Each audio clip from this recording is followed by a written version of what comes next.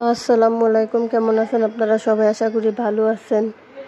তো আজকে নিয়ে আসলাম আপনাদের রিকোয়েস্টের রেসিপি বুনা খিচুড়ি। আমার একজন ফ্রেন্ড রিকোয়েস্ট করছিল বুনা খিচুড়ি রেসিপি দিতে, তাই চেষ্টা করতেছি, দেখে নেবেন।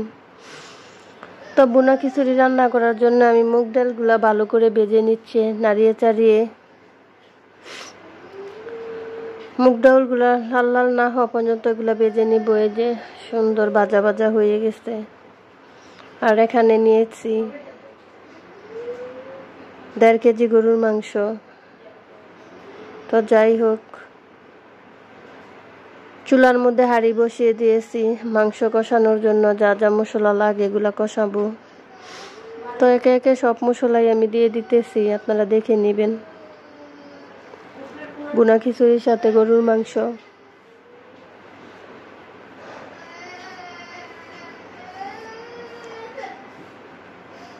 তো বুনা খিচুড়ির সাথে গরুর মাংস না হলে চলে না, তাই গরুর মাংস রান্না করার জন্য যা যা মশলা লাগে তাই দিয়ে মশলা বানানোর চেষ্টা করতেছি। হলুদের গুঁড়া, মরিচের গুঁড়া, লবণ সব কিছু পরিমাণ মতো দিয়ে দিলাম। এখন পরিমাণ মতো পানি দিয়ে দিতেছি। আর রান্নাটা করতেছে আপনাদের ভাই, সে বুনা খিচুড়ি ভালো পারে, তাই তার দিয়ে রান্নাটা করাচ্ছি।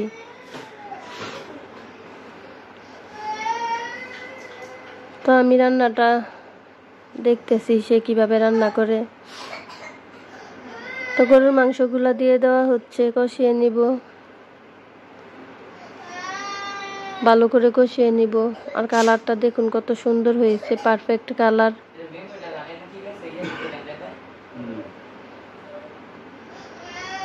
কতটা সুন্দর হয়েছে কালারটা দেখুন। তো একটা ঢাকনা দিয়ে এখনই ঢেকে দিব। আর এই যে বুনা খিচুড়ির জন্য নিয়েছি চিনি গুঁড়া, 1 প্যাকেট মিষ্টি চাউল, পোলার চাউল। তো এটা দিয়ে বুনা খিচুড়িটা রান্না করার চেষ্টা করব। এই যে চাউলগুলা ঢেলে দিতেছি হাঁড়ির মধ্যে। চাউল ডালা শেষে এখন ঢেলে দিব ডাউল, ভেজে রাখা ডাউল, মুগ ডাউলগুলা। এই যে মুগ ডাউলগুলা ঢেলে দিচ্ছি। এখন দিয়ে দিব মুসুরির ডাল, মুসুরির ডালটাও দিয়ে দিব একসাথে। 3 প্রকারের ডাল ভালো করে একসাথে ধুয়ে নিব পানি দিয়ে।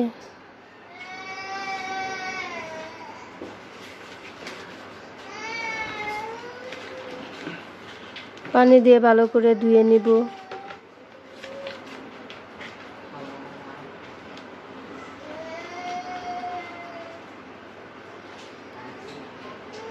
তো এই যে পানি দিয়ে দিতেছি হাঁড়ির মধ্যে। ভালো করে কচলে কচলে চাউল আর ডাউল একসাথে ধুয়ে নিব।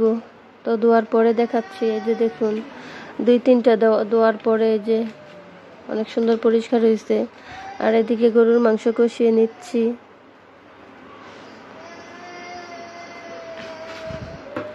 তো ঢাকনা দিয়ে আবার ঢেকে দিব।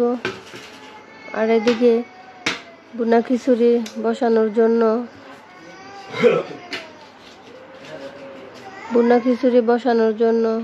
কড়াই বসিয়ে দিলাম।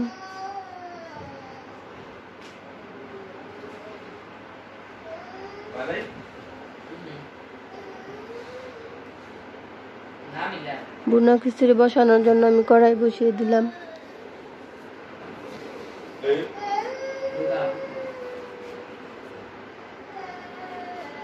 তো সব কিছু ময় মশলা দিয়ে আবার কষিয়ে নিচ্ছি।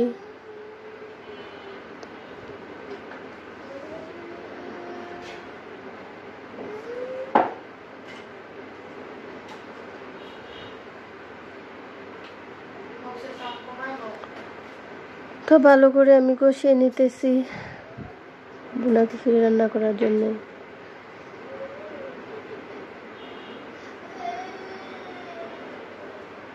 তো পরিমাণ মতো হলুদের গুঁড়া দিয়ে দিলাম।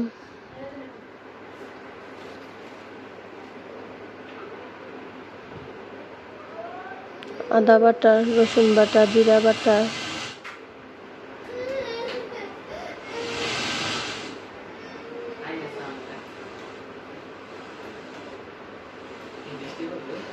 তো এই যে গরুর মাংস কষানো শেষ হয়ে আসছে, এখন পানি দিয়ে দিব।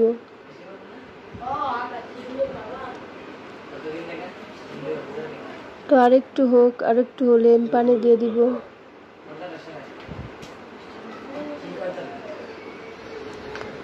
তো বুনা খিচুড়ির মশলা কষিয়ে ভালো করে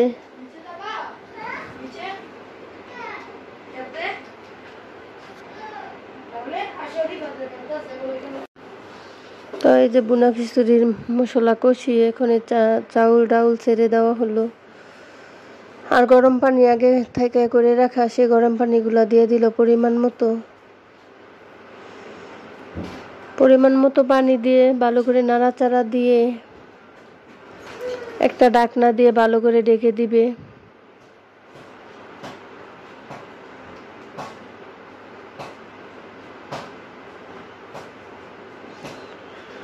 তো ঢেকে দিয়ে দিক দিয়ে গরুর মাংসটাও ভালো করে কষিয়ে হয়ে গেছে, এখন পানি দিয়ে দিবে।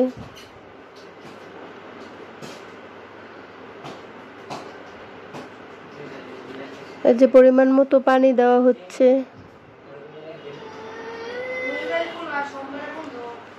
তো এখানে ঢেকে দেওয়া হবে।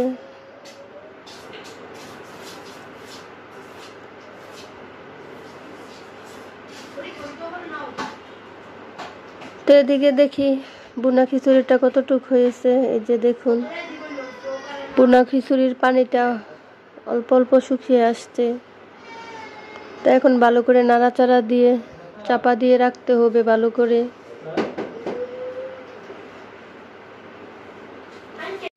তো এই যে ভালো করে চাপিয়ে দিয়ে ভালো করে চাপা দিয়ে দিবে। একটু বাফের মধ্যে রাখলে ভালো করে হয়ে যাবে বুনা খিচুড়িটা, তাই তার জন্য একটু অপেক্ষা করুন।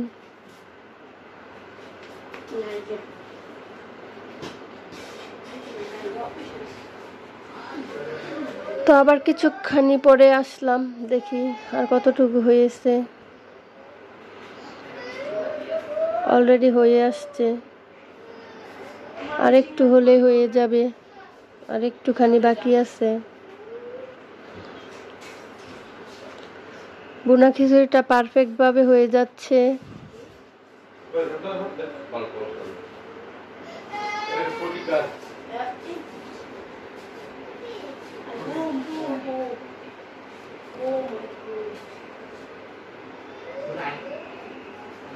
তাই ভালো করে ঘুরিয়ে ঘুরিয়ে নাড়াচাড়া দিয়ে দিতেছে। তো যাই হোক ভালো করে চাপা দেওয়া হইতেছে। ভালো করে চাপা দিয়ে আরেকটু দমে রাখা হবে, তাহলে পারফেক্ট ভাবে বুনা খিচুড়িটা হয়ে যাবে। চাউল ডাউল একসাথে সমান সমান ভাবে হয়ে যাবে। আর বুনা খিচুড়ি জোরে না হলে হয় না। যদি সব কিছু ক্ষয়ে লেটকা হয়ে যায় তবে কিন্তু বুনা খিচুড়ি ভালো হয় না। তাই বুনা খিচুড়িটা অনেক সাবধানে রান্না করতে হয়। তো এদিক দিয়ে গরুর মাংসটা হয়ে যাচ্ছে, অলরেডি পানি শুকিয়ে আসতেছে। তো এই যে আমার বুনা খিচুড়িটা পারফেক্ট ভাবে হয়ে গেছে, এখনই নামিয়ে ফেলবো।